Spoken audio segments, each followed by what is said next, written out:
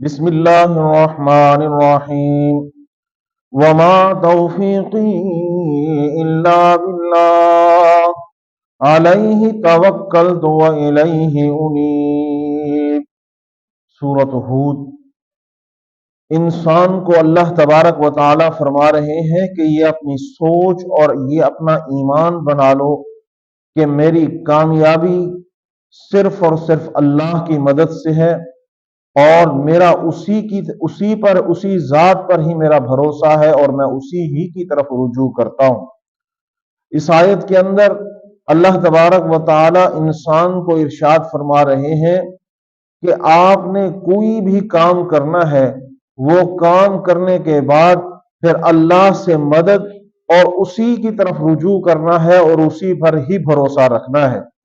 آپ نے کوئی کام کیا ہے، اس کے بعد یہ سوچ بنا لینی ہے کہ میری اس کامیابی کے اندر صرف اللہ کی مدد اور اس کی نصرت آئے گی تو میں کامیاب ہوں گا، میرا اسی پر ہی بھروسہ ہے اور اسی ہی کی طرف میرا رجوع ہے، اور میں اسی سے ہی مدد طلب کرتا ہوں۔ یہ عقیدہ اور یہ سوچ بنا لیں، آپ کو اس کامیابی کے اندر خود بخود ہی کام کے اندر کامیابی ملتی چلی جائے گی۔ یہ انسان کا عقیدہ اور سوچ ہونی چاہیے۔ بس، جزاک اللہ۔